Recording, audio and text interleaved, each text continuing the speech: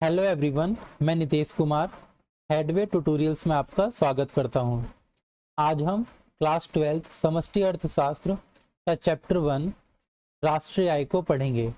यह चैप्टर 1 का पार्ट 2 है।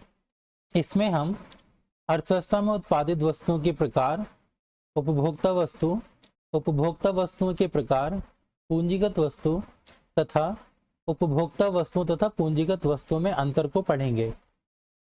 चलिए तो आज का टॉपिक स्टार्ट करते हैं। उपभोक्ता वस्तुएं अथवा उपभोग वस्तु। उपभोक्ता वस्तु को ही उपभोग वस्तु भी कहते हैं।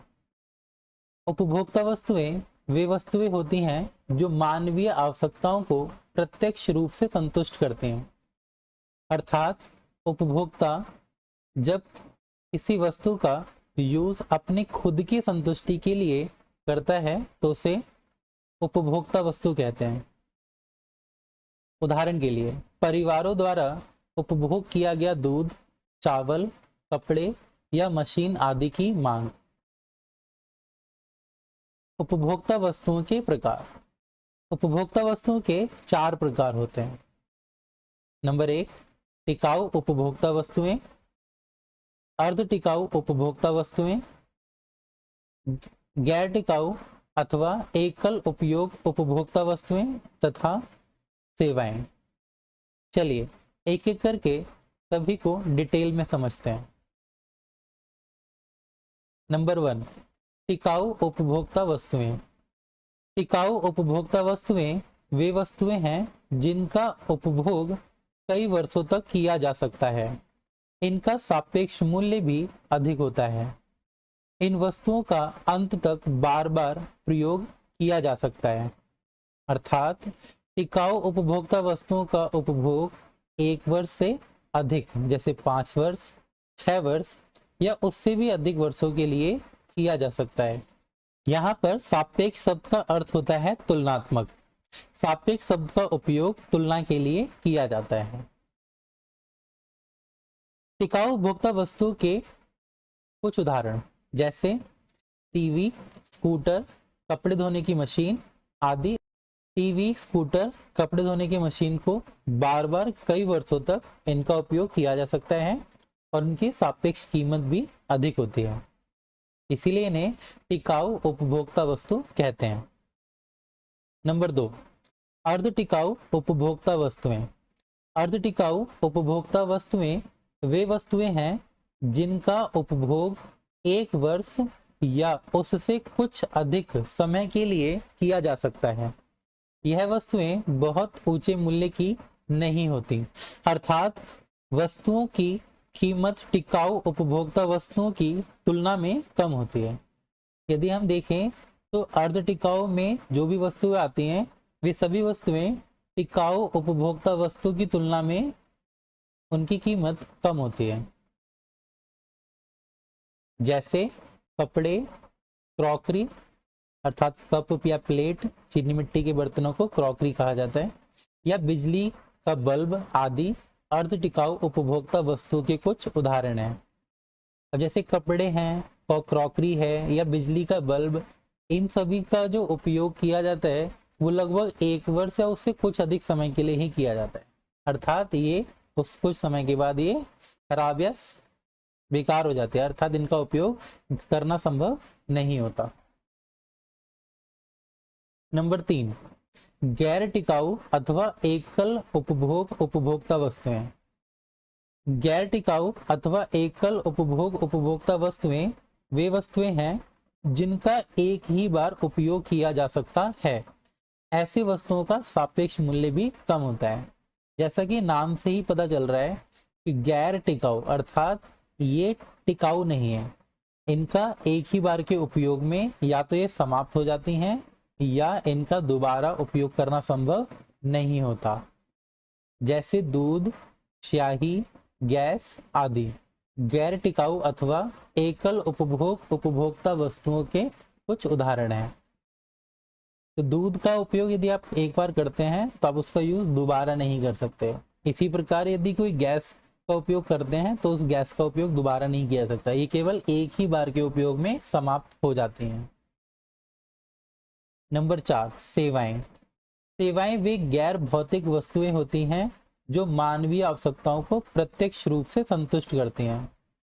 गैर भौतिक, गैर भौतिक शब्द का अर्थ होता है जो फिजिकली एग्जिस्ट नहीं करता, अर्थात जिसे आप छू या देख नहीं सकते, उन वस्तुओं को गैर भौतिक कहा जाता है। इसी प्रकार सेवाओं को भी ना तो देखा जा सकता है ना ही छुआ जा सकता है, इसलिए सेवाएं भी गैर भौतिक वस्तुएं कहलाती हैं।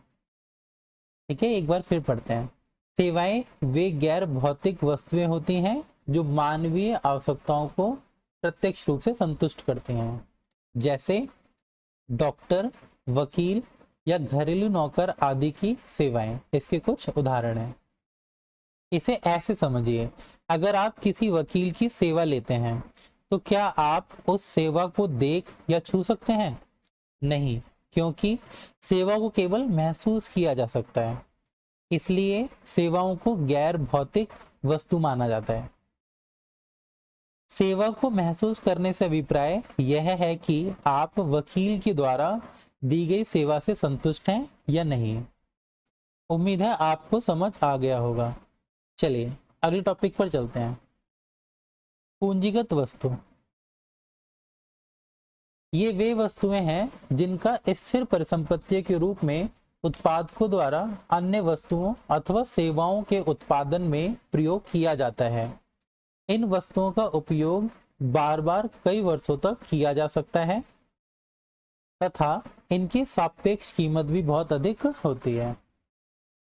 अर्थात जब एक उत्पादक के द्वारा किसी परिसंपत्ति के रूप में, स्थिर परिसंपत्ति के रूप में किसी वस्तु का उपयोग अन्य वस्तु के उत्पादन के लिए बार बार कई वर्षों तक किया जाता है तो उसे हम पूंजीगत वस्तु कहते हैं।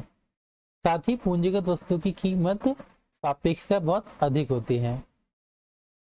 उदाहरण के लिए एक दर्जी के द्वारा सिलाई मशीन का उपयोग, जब दर्जी सिलाई मशीन का उपयोग करता है तो वह एक पूंजीगत वस्तु होती है।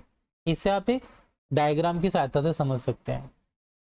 जैसे कि एक सिलाई मशीन है, जब इस सिलाई मशीन का उपयोग एक दर्जी के द्वारा पैंट बनाने, ब्लेजर बनाने या कमीज को बनाने के लिए बार बार कई वर्षों तक किया जाएगा तो यह मशीन पूंजीगत वस्तु कहलाएगी। अर्थात यह सिलाई मशीन एक पूंजीगत वस्तु है।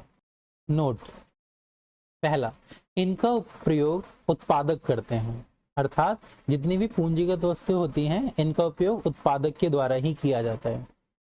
नंबर 2, इसमें केवल टिकाऊ उत्पादक वस्तु को शामिल किया जाता है। नंबर 3, उत्पादन की प्रक्रिया के दौरान इनके मूल्य में जो कमी आती है उसे मूल्यह्रास कहते हैं। जैसे कि अगर आपके पास एक मशीन है जिसकी कीमत 5 लाख रुपए है, क्या उस मशीन की कीमत 5 साल बाद भी 5 लाख रुपए रहेगी? नहीं। क्यों? क्योंकि मशीन का प्रयोग करने से मशीन के मूल्य में कमी आएगी और इस कमी को ही मूल्यह्रास कहेंगे। ये वस्तुएं अप्रत्यक्ष रूप से मानवीय आवश्यकताओं को संतुष्ट करती है। अर्थात पूंजीगत वस्तु से जिस भी वस्तु का उत्पादन होगा वे उपभोक्ता के द्वारा उपयोग की जाएंगी, इसलिए ये वस्तुएं अप्रत्यक्ष रूप से मानवीय आवश्यकताओं को संतुष्ट करती हैं। उपभोक्ता वस्तुओं तथा पूंजीगत वस्तुओं में अंतर। नंबर 1, उपभोक्ता वस्तुएं प्रत्यक्ष रूप से मानवीय आवश्यकताओं की संतुष्टि करती हैं या संतुष्ट करती हैं, जबकि पूंजीगत वस्तुएं प्रत्यक्ष रूप से मानवीय आवश्यकताओं को संतुष्ट नहीं करती, बल्कि ये अप्रत्यक्ष रूप से मानवीय आवश्यकताओं को संतुष्ट करती हैं। इन वस्तुओं का प्रयोग उपभोक्ता द्वारा किया जाता है, अर्थात जितनी वस्तुओं का उपयोग उपभोक्ता के द्वारा किया जाता है वे सभी वस्तुएं उपभोक्ता वस्तुएं कहलाती हैं, जबकि पूंजीगत वस्तुओं का उपयोग सदैव उत्पादक के द्वारा किया जाता है।